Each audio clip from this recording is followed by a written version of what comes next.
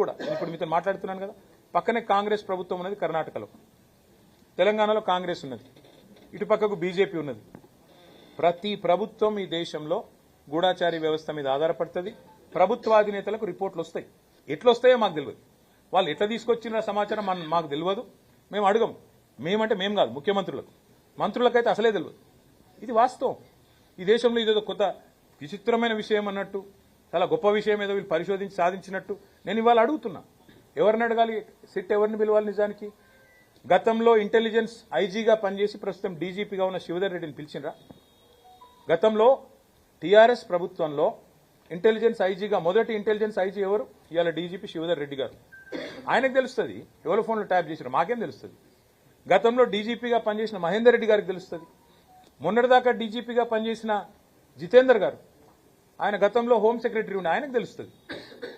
ఎవరిని పిలవాలనో వాళ్ళని పిలవకుండా ఇందులో ఏదో మాకేదో రాజకీయ నాయకులకు సంబంధం ఉన్నట్టు కార్తీక దీపం సీరియల్ లాగా, ఒడవని అంతులేని కథలాగా కేవలం టైం పాస్. ఇప్పుడు మీరు ఉరికొచ్చి రోజు కరీంనగర్కి వెళ్ళి, హైదరాబాద్కి వెళ్ళి ఫోన్లు ఈడికెళ్ళి ఉరికొచ్చుడు. ఎందుకంటే మేము నాగం చేసుడు, వాళ్ళ బొగ్గు కుంభకోణాల మీదకి, వాళ్ళ కమిషన్ల మీదకి దృష్టి పోవద్దంటే ఈ కమిషన్లు వేయాలి.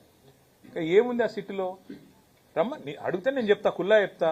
ఇవాళ రేవంత్ రెడ్డి ప్రభుత్వం మా ఫోన్లు ట్యాప్ చేయడం లేదా? ప్రతిపక్ష నాయకుల ఫోన్లు ఇవాళ రేవంత్ రెడ్డి ట్యాప్ చేయడం లేదని ఒక్క అధికారి కెమెరా ముందుకు వచ్చి చెప్పే ధైర్యం ఉందా? చెప్తారా అఫీషియల్గా? వాళ్ళకి తెలుసు, చెప్పలేరు. ఎందుకు? రేపు మా గవర్నమెంట్ వస్తుంది, మళ్ళీ మేము ఎంక్వైరీ చేసినాం అనుకో, వీళ్ళందరూ అలా బొక్కల పడతారు. వాళ్ళకి ఎరికే.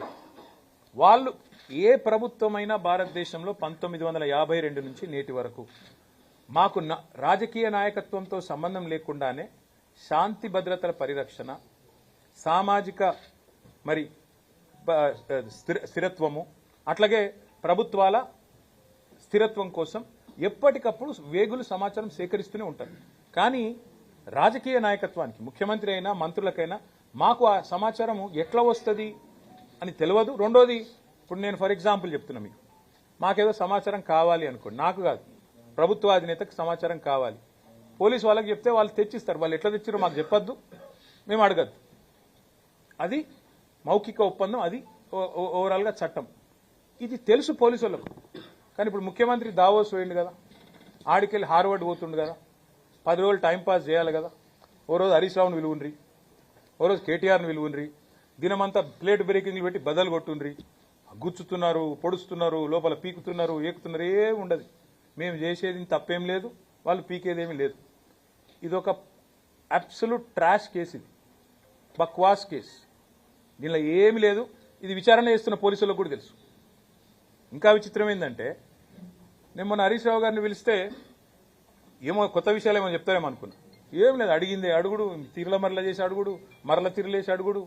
మమ్మల్ని కూడా రేపు గదే ఉంటుంది. టైంపాస్ చేసి సాయంత్రం వరకు మీడియా దృష్టి ఆకర్షించి, మీకు పాపం మీకు కూడా ఏదో ఒక వార్త మసాలా కావాలి కాబట్టి మీతో కూడా నడిపించి, దినమంతా ఆడో విజువల్, ఈడో విజువల్, ఆడో కెమెరా, ఈడో కెమెరా పెట్టి డ్రామా, అంత తప్ప ఏం లేదు. ప్రజలకు పనికొచ్చే ఒక్క పని ఈ ప్రభుత్వం ఈ 2 ఏళ్లలో చేసిందా? ఒక్క మహిళకు 2,500 రూపాయలు ఇచ్చిందా? దాని మీద చర్చ జరగద్దు. 6 గ్యారెంటీల మీద చర్చ జరగద్దు. 100 రోజులు అన్నది మర్చిపోవాలి. ఏమనంటే కేసీఆర్ అప్పులు చేసిండని డప్పు కొట్టాలి. ఇదే దిక్కుమాలిన ఆలోచన తప్ప వాళ్ళు పీకేదేం లేదు, వాళ్ళతో అయ్యేదేం లేదు. బరాబర్ పోతా, బరాబర్ వాళ్ళకి చెప్పొస్తా. నేను అడుగుతా ఫస్ట్ సిట్టోళ్ళని, ఏమని, మీరు నా ఫోన్ ఇవాళ ట్యాప్ అవుతుందా లేదా చెప్పురు ముందని అడుగుతా. చెప్తారా? గది కథ.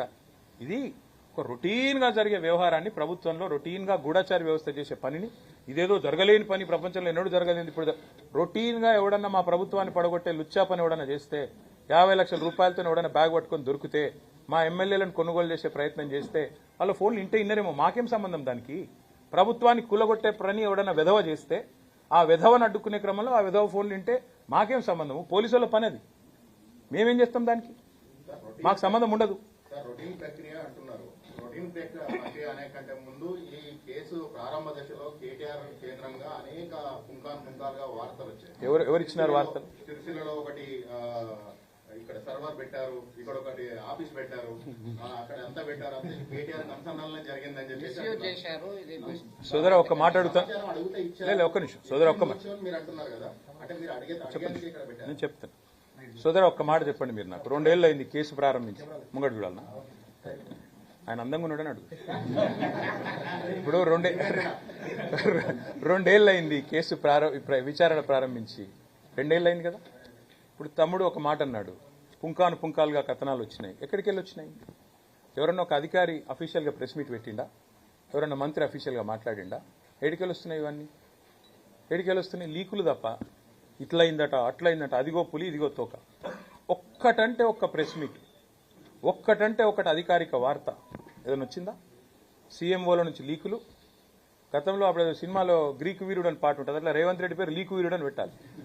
లీకులు తప్ప పీకింది ఏంది నువ్వు? నాకు అర్థం కాదు. 2 ఏళ్ల నుంచి గుంచుతూనే ఉన్నావు. ఎప్పుడు నీకు కొద్దిగా టైంపాస్ కావాలంటే నోటీస్ ఇయ్యి. నేను దావోస్ పోతున్నా, ఎక్కడ మా ఉప ముఖ్యమంత్రి నా మీద కోపంగా ఉన్నాడు, బొగ్గు కుంభకోణంలో ఆయన వాటా నేనేదో కొట్టేసే ప్రయత్నం చేసినా అని, కాబట్టి ఆయన నా కుర్చీ ఏమైనా గుంజుకుంటాడేమో. ఏం చేయాలి? టైంపాస్ చేయాలి. 2 రోజులు నోటీసుల పేరు మీద డ్రామా ఇవ్వాలి. మాకు ఇంకో 2 రోజులకు ఇంకోళ్ళకి నోటీస్ ఇస్తారు. ముఖ్యమంత్రి గారు వచ్చేదాకా టైంపాస్ చేయమని చెప్పిపోయిందట, కాబట్టి టైంపాస్ చేస్తున్నారు. కానీ ఒకటి మాత్రం వాస్తవం,